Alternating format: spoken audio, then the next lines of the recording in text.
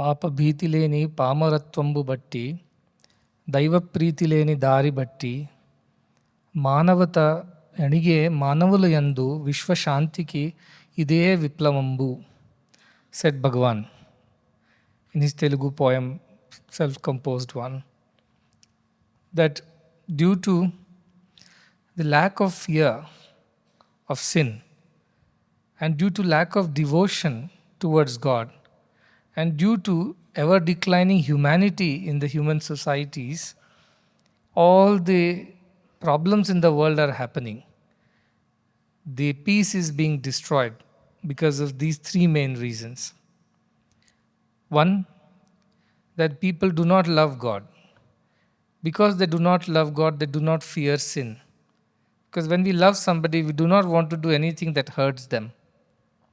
And God would never appreciate that we do anything that is sinful or wrong. But when you don't love God, you don't feel that you should not commit anything wrong. And the decline of morality in human societies, even humanity, manavata, that's the reason why all the world is in such chaos. And humanity, what is humanity?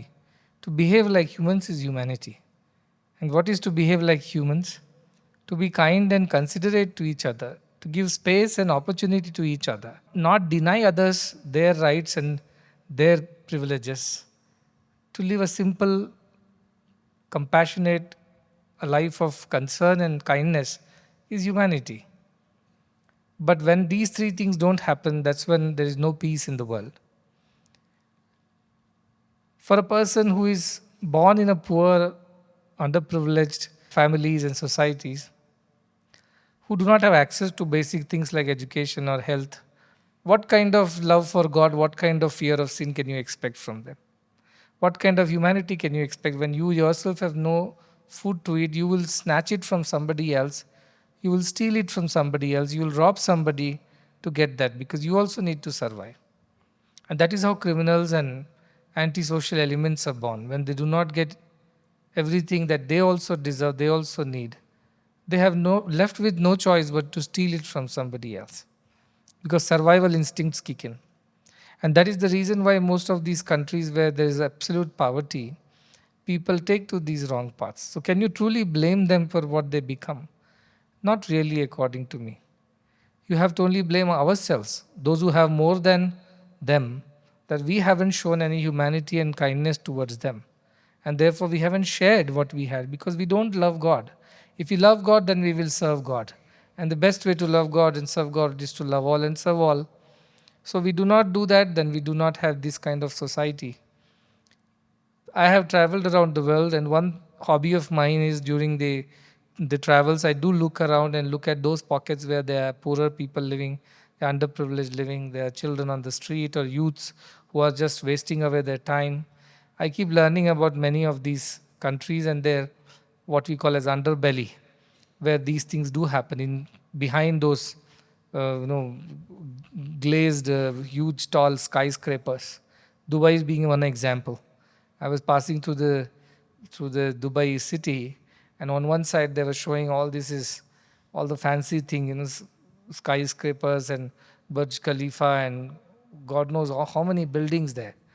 And they are not satisfied with the land. They have now started encroaching into the sea, and then they're building new island communities and name it, such luxury.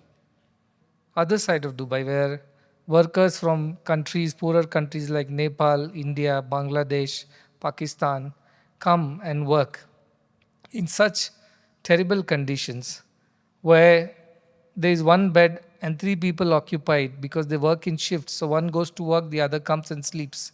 And when this person goes, the third one comes and sleeps. And their families are back here in these countries waiting for them to come. And for those who do not know, many times there are people who exploit them. They exploit their visas, they hold them at ransom, they do not allow them to go back to their countries because it is cheap labor. And they are stuck. There are thousands rotting in Indians and many other country people rotting in jails of Middle Eastern countries because they went for a better future. They wanted a job so that they could earn some money and send it back home. And even for a simple petty mistake, sometimes the masters, as they call, they put them in jails or they arrest them or they harass them, trying to keep them back in the country. And sometimes they're not even paid for what they work. Poverty and terrible misery for these people. And all this happens right in the shadows of these huge, tall skyscrapers and big, big convention centers and large seven-star hotels and all the luxury that meets the eye. So, also, I went to African countries and I heard stories that wrenched my heart when I heard that mothers in Sudan would roll hot stone over their girls' breasts so that they don't grow. They can pass them off as boys, and that way they will be safe from the terrorists and would not get abused and molested. There are children born due to such violations on women because of the terrorists. And if they're born a boy, they are straight away inducted into the army of the terrorists. And if they're born a girl, their fate is even worse. They live in camps forever. There is endless there's no end to their misery because mothers are born there, their kids are born there, their kids are born there. Generationally, they're living in such camps and continuously being violated and abused by these antisocial elements. That is the story of many African countries, not one. I go to Latin American countries. There are countries people are so much into drug trafficking because that's the only work they get to do. The youngsters have no other job to do, so most of them get recruited by these huge mafias and they make them traffic all kinds of drugs. And I've heard some horrendous stories. They'll make them swallow these things in packets in their stomach, and they'll have to carry it through the customs, through the border security. And on the other side, somebody will catch them and they won't even shy away from tearing their stomach open, taking out those millions worth of whatever that substance is, and throw the body on the street side without a care. This is also the world that we are living in. So I go to the countries like in the Southeast Asian countries. Here the story is totally different. There is no income, no money, so they turn boys into girls so that there is some income for the family. All kinds of horrible things I've heard and seen. Whenever I see and hear, I wonder whether we are living in the same world. Is it the same world where we also eat, live, and breathe? Where these people also live and eat and breathe? What kind of world have we created in all these years of so called scientific progress and economic growth and all kinds of luxuries that we have created? On one side, billionaires are growing by the day. On the other side, millions are going hungry. And they sell anything and everything, including their bodies, for the sake of filling their stomach. After all, they also need to live and survive. I've heard stories of African American communities in the United States of America, how they lock up their kids in their homes because they're single mothers. They might have been abused because of it. They had children out of wedlocks, and then they lock these kids up and go searching for work. 2 shifts, 3 shifts a day they work and come back late in the night. Only then they open the lock and see their kids. There are immigrants who come from so many countries, especially Mexican countries, for the sake of a better future, to the United States, crossing the borders without permits. And then they are jailed, and after that, the kind of torture that follows, there is no end to that. And even if they are around, they have no dignity in whatever they do. So they also get into petty crimes.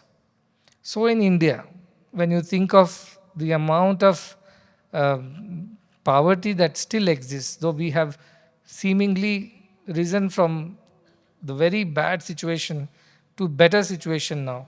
But again, I always keep saying, even if today one girl somewhere is being abused, one boy is being pushed into antisocial activities, one mother who has to take to such terrible ways in order to support a family, or one father who has to go and get stuck in countries like Africa, Middle East for the sake of job, and their children will never see him again. If that is still happening in a country like India, what kind of country are we creating? What kind of country are we living in? Are we even sensitive to this? So the idea was, yes, we cannot solve all the problems of the world just as a small organization, but we can find people who are inspired. people who have that in them to do something for their people. And we can give them the support, we can give them the strength, we can give them the courage to do what they have decided to do. A story like what she told, a country like Malawi, a simple boy who was himself was an orphan raised by others, has taken to this path with so much of happiness and wants to do something for his people. He doesn't want those children in that country to suffer like he did when he was a kid. So he started with something and he needs support. Okay, we will support in whatever we can. I know we cannot solve the problem of the whole of Malawi, but hopefully this one inspiration which has started with one person will spread to another person, and this is how more people will be saved. So this is the kind of the world that also exists just besides the world that we all think that we live in. The unfortunate part is we celebrate success in this world as those who are making more money, getting more popular, having more power or influence over governments and societies. We consider them as heroes and we worship them. We do not worship those who have made such an impact in the lives of the underprivileged, the forsaken, the forgotten. They are not being celebrated as heroes. Today, parents define success of their children in terms of how many degrees they have accumulated and how much wealth they are able to generate through whatever work they do in life. That is the measure of one's success. How many parents would take pride in saying, my child is doing so much for the world, so many kids he has brought out of poverty and misery, so many women he has empowered and educated, so many sick he has healed and treated. This is the job that he does, and he has no wealth of his own, but this is his wealth, this is her wealth. How many parents take pride in saying that? All this is something that remain unanswered for a lot of societies around the world. And the hope for the better world is only with people like us who do not believe in success being financial success, who do not believe in progress being just economic progress, who do not believe opportunities means only for the haves. We are the people who believe that everybody deserves equal opportunity in this world, whoever it may be, wherever they might be born. Financial barriers cannot be the reason why one becomes healthy or not healthy, one gets educated or does not get educated, one eats or does not eat. That can never be the reason. That is the kind of world of equality that we are working on creating. When I was speaking to some of those very large foundations and organizations while I was on the US trip, some of them themselves came and confessed saying that we have been talking a lot, but what you people do, I think we don't even do a fragment of it, a fraction of it. You people are doing so much good to so many people. We are such organizations, but we only do a very little compared to the capacity that we have. I said, if you can get inspired and do a little more, I think I have done my job of having met you and told you what we do. So the inspiration is something that can spread. It's contagious. It can ignite so many people's minds to do more good. And what I noticed in this whole 80 country, rich people did not come and shake hands with us. The wealthy did not come and say, oh, what wonderful work here. We are with you. We will do whatever we can. These were simple people who have gone through those terrible times in their lives, who have been sensitized, whose hearts are still moist with compassion. They are the ones who have joined hands. The big, the rich, the mighty, the popular, they did not come because they don't believe, they don't care. Somebody asked me, so they're so rich, still they don't do anything for others. They don't give anything to others. I said that is precisely the reason why they are rich. If they had started distributing and giving and sharing, they wouldn't be rich anymore. Their richness is no richness. That is not the richness in the eyes of God. These people who have nothing but they have that spirit to serve. They are the people, I told Bhuvna, connect to all of them and string them all together into one big, large global group. Because these are the people who will make a difference, not the wealthy, the mighty, the powerful. They will never do this because they are greedy, ambitious, and selfish. That's why they are what they are. They only do lip service. They don't do real work. But unfortunately, they are celebrated because the standards of celebration or success in the world are so poorly defined that such people have become rich. If the standards were richly defined, those people will become poor the next day. So our country, which believes in that greater spiritual growth, evolution, and spiritual success as the real success, such a country only can lead the way. Such a country alone can show the way to the rest of the world as to what truly success means. What does it mean to live a life of fulfillment and life of a sense of satisfaction? A life which, when you end, you go out of the stage of this life with great, tremendous satisfaction that I have lived it well. What does it mean? This only a spiritual country can show. A wealthy, materialistic country can never understand these ideas itself. So I have seen that people who have gone through those miserable cycles of life where they have seen hunger, poverty, deprivation, abuse, violence, they are the ones who are more sensitive to good work. And they are the people whom we have to go and connect to and then help them do what they are able to do, or what they can do. So that is the work. While I really hope that this also inspires the mighty, the wealthy, the rich, because someday I think they just should feel embarrassed about being so rich and so wealthy and so selfish. And they should feel that misery in their own hearts, that how poor they are in their compassion and kindness, in their generosity and love, that they should feel like doing more for the world. I hope one day that would happen. And new standards will be set. The parameters for who is successful, who is not, will be redefined for the entire world, and people will celebrate successes in Mother Teresa's and Swami Vivekananda's, and not in the rich and the mighty. This is the kind of world we want to create, and I hope some of us here would take this message to their hearts. And believe you me, this we have heard any number of times, that true success is happiness within. True success is how you feel at the end of the day about yourself. True success is how many people's life you have changed and impacted and made a difference to them. And every time we hear this, we think it's nice to hear, nice to talk, nice to discuss, but we don't want to do it. We really want to succeed the way the rich have succeeded. And that's where everything stops. Yesterday after the satsang and I went back, there was a person who was the founder of many big business enterprises in the US, and now he has taken to philanthropy, and he's going around the world doing whatever he does, opening schools for the poor and things like that. So when he was here, he looked around and said, I am doing only a very little compared to what you people are doing, sitting in a small place like this. And we did not open companies and sell them for $1 billion. We just are people who work day and night to support the poor and the needy.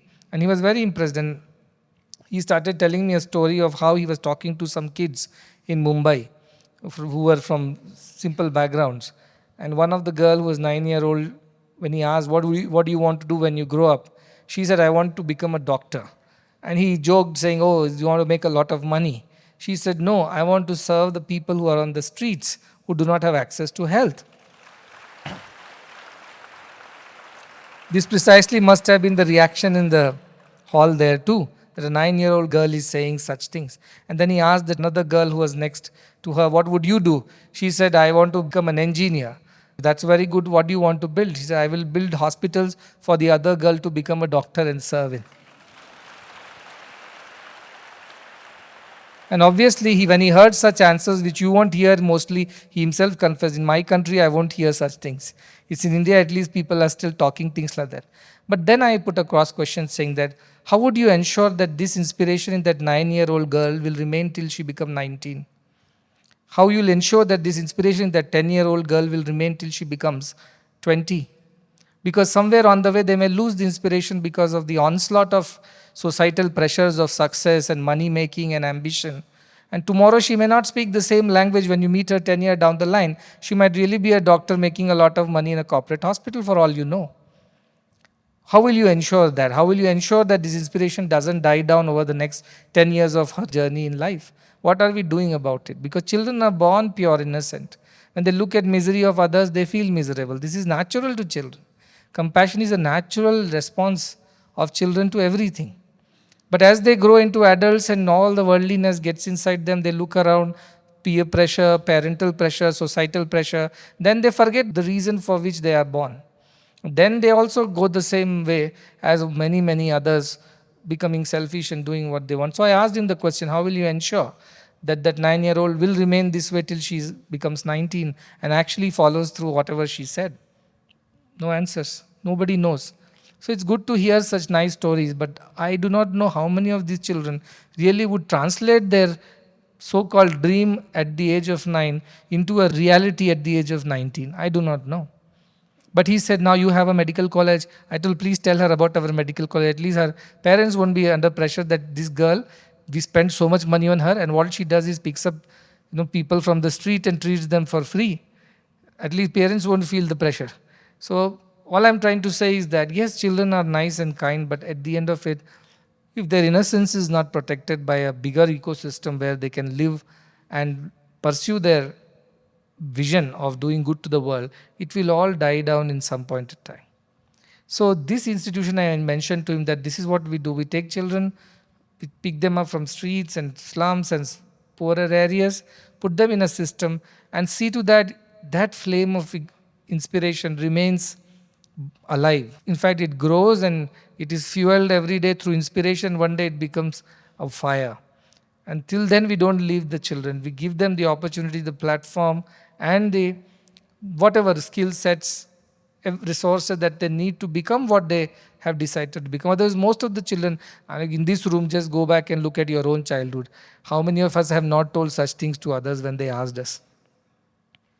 We want to change the world, we want to do good to the world, we want to do selfless work. How many of us might have told? But how many of us, if this was not the opportunity, would follow through all these things? You look at your friends, your other classmates or people who are outside. How many of them really are doing what they said they would do? They won't. They won't do, because societal pressures are such. Their innocence will be corrupted over a period of time. And then they will also go the same wrong way. So our institution is making great efforts locally here by keeping all the children in an atmosphere where the inspiration is retained, maintained. In fact, it only grows from here. But more importantly, there are so many people outside in the world who are very inspired, but they just don't have the wherewithal, the resources, the abilities to do what they have decided to do.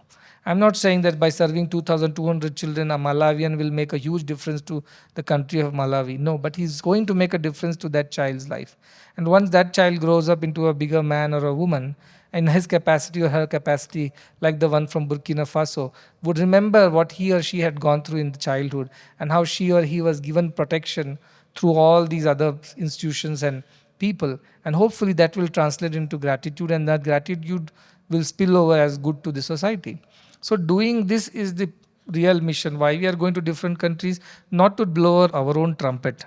That's not necessary. It's only to make sure that there are good people, the women in the Philippines or another group she talked about. So many stories she told me after she returned, and was telling there are so many good people out there, but they just don't have the necessary strength, sometimes the courage, sometimes the resources to go forward.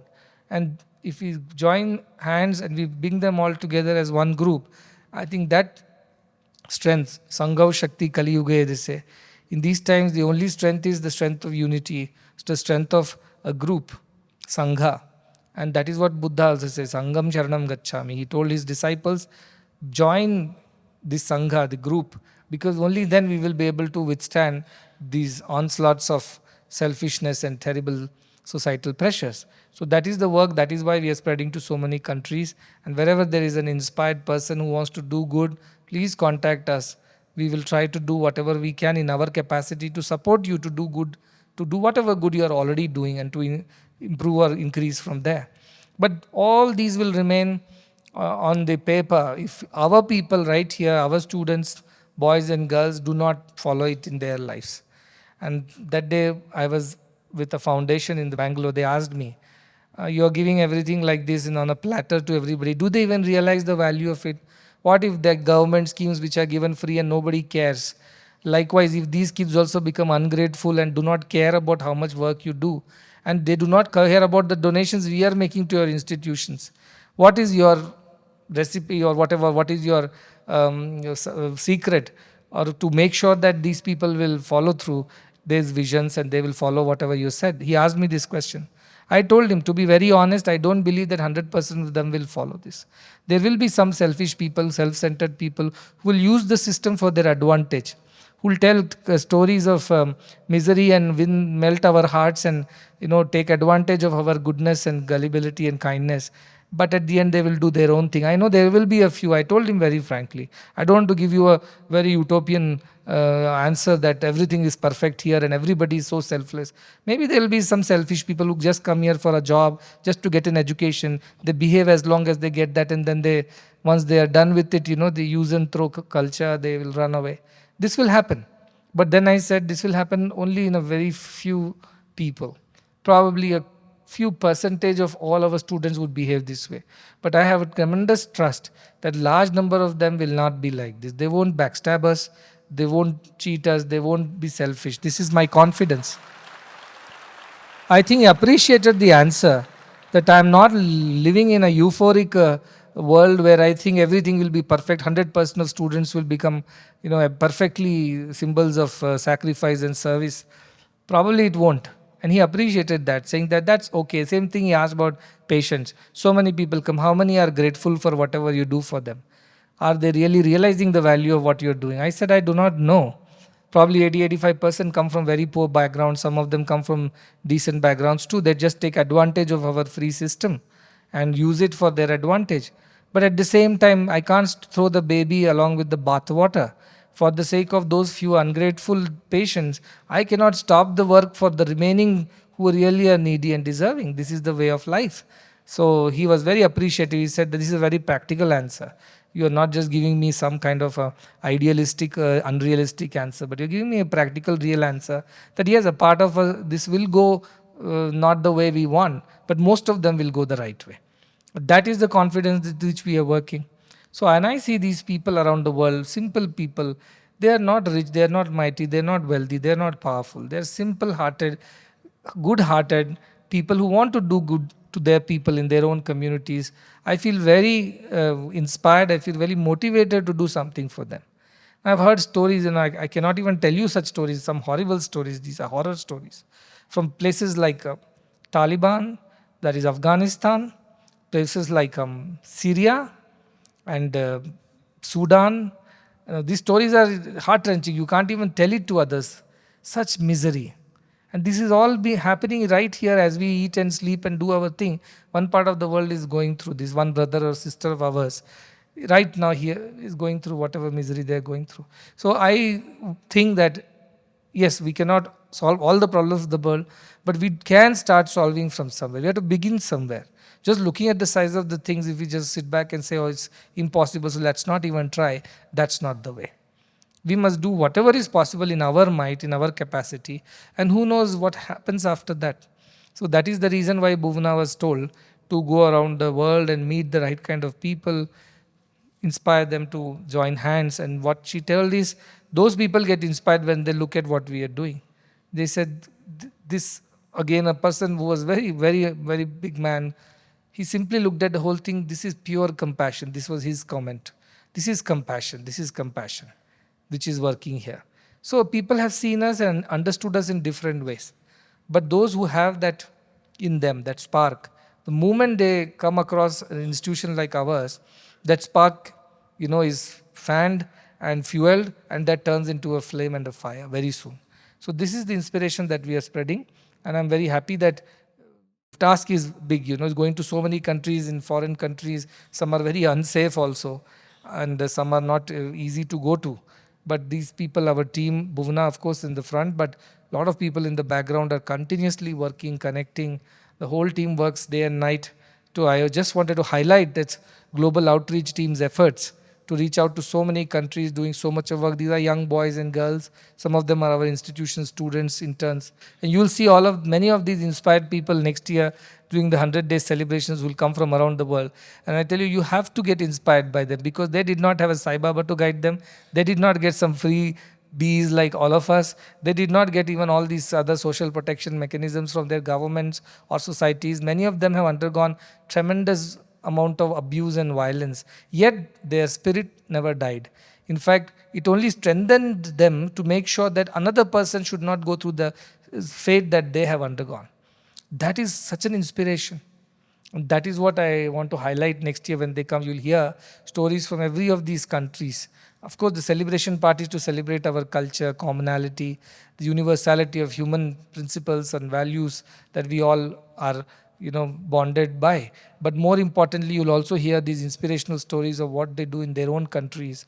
And if they can do so much without any support, so to say, or any inspiration from any divine master, it's just driven from within, antaraprerana, like the intuition, then you can imagine what kind of responsibility is on your shoulders.